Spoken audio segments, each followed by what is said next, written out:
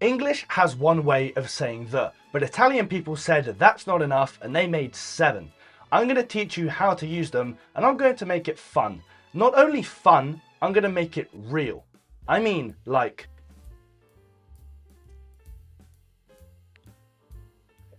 really real. I'm going to take you around my house and show you how you can use the different ways of saying the in terms of interacting with everyday objects in my dining room, in my kitchen, and also here in my bedroom. And at the end, I'm going to leave a really nice, pretty table that I designed to just summarize all this information so you can take it away with you. Let's get started. The first bit we'll look at is masculine singular words. Now, if you don't remember what those are, no problem. Let's look at it quickly together. Masculine singular words usually end in o, like albero, specchio, adulto. They can end in e, like cellulare, sole, cantante, and rarely end in other things too. The way we say the for these words is il. Let's look at some examples from the world around us, like il tavolo, the table, il telefono, the phone, and il bicchiere, the glass. If we have multiple phones and multiple glasses, we switch to i telefoni, i bicchieri. You may remember that if we're talking about one thing, the ending is o or e in Italian, but in the plural, it's almost always i. Putting that all together, we get i cantanti, the singers, just like il cantante is the singer. However, we don't say i alberi or il albero. We actually say something else, gli alberi. I'm going to explain this more when I talk about lo and gli a bit later on, but for now, let's head into the kitchen and see what else we can talk about. So in this next section, we're going to look at more masculine singular words, and we're also going to add in some feminine words based on what we can find here in my kitchen. Now, just before we dive into that, let's take a recap on what we do with those feminine words. So with our feminine singular words, they can end in a, for example, camicia, penna, and casa. Now they can also end in e, like chiave, nave, and tigre. Now that might be a little bit confusing because we saw that the masculine words also can end in e.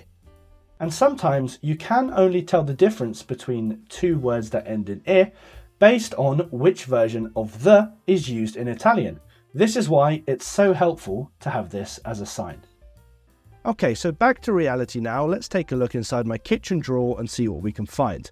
I'll mention here that the way we say the for feminine singular words is la. So we've got things like la forchetta, the fork, il coltello, the knife, il cucchiaio, the spoon. We've even got things like la cannuccia, the straw.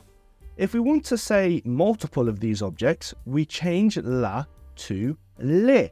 So this would become le forchette, the forks, le cannucce, and correspondingly something like I coltelli and I cucchiai for the masculine words. So to explain what we just learned a little bit further, when we're looking at feminine words, they can end in a, for example, casa, or e, for example, chiave. Now when we make these plural and we're talking about multiple of them, the words that end in a will change to e. For example, casa becomes case. On the other hand, the words that end in e, when we're talking about one of them, like chiave, is going to turn into chiavi. It's going to end in e. Now this is just for the feminine words. If you need a recap of the masculine words, rewind the video for about 2 minutes, 3 minutes, whatever it is, and have a look there. Looking around, we can add some more things to our list. Things like la finestra, il rubinetto, il forno. We can have items like la lavastoviglie, il frigo. All really, really useful words that you can add, of course, in your own Italian. The next versions of the that we're going to talk about are lo and gli. You may have heard something about these already. They're the funny ones, a bit strange, but we're going to do our best to explain them as simply as we can.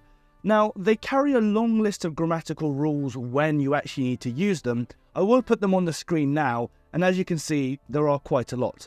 My advice to you would be, honestly, don't try and memorize this list. Instead, just get used to saying the words and practice and practice and practice until it is muscle memory. Let's talk about the pronunciation first, and then we'll dive into some easy examples, just 2 easy examples really, of what you can expect in your own life. So, lo, pretty simple. When you're typing this on a keyboard, if you're writing it with a lowercase l, lo, it might look like io, which means I. That's a mistake some people make. Just ensure that you have a clear distinction between io and lo. So io means I, lo means the in this case. Okay, gli. Gli is a word that's famously hard for English learners of Italian to pronounce, and the kind of guidance I would give is we're not looking for li, we're not looking for gli, the G is actually silent, we're looking for something a bit more akin to li. Li. Have a practice, there are lots of videos online that you can use to improve, or just ask an Italian friend to teach you. Okay, so when we're looking at actual items that we can see around us again, we might use something like lo zaino. When a word begins with a Z, then you do need to use lo instead of il. Let me break that down. So zaino, okay, rucksack. This is a masculine singular word because it ends in o. Usually, if we take another word, we might use il, or we would use il. But for this one, because it starts with a Z, we need to use lo. And that is the same for a number of other words. For example, studente, lo studente. This is what you are right now, a student, learning. So we don't say il studente or il zaino. We say lo studente, lo zaino. Okay, I'm going to put a long list of words that take this new way of saying the for lo and li on screen now, and that's going to help you out. As you might be able to guess by now, li is the version of lo that we use when we're talking about more than one object. So if we have multiple backpacks, we would say gli zaini. If we had multiple students, we would say gli studenti. Keep in mind that lo and gli are only used with masculine words that follow this list of rules.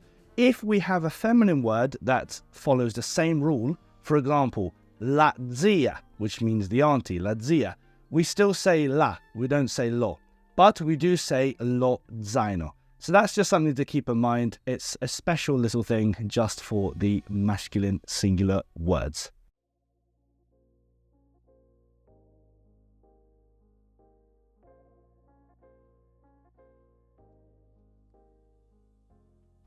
The last one that we need to look at is l. It's a very strange one, okay? L apostrophe, we just pronounce it l. So when we have words that start with vowels, for example, albero, tree, or something like amica, we don't need to say il albero or la amica.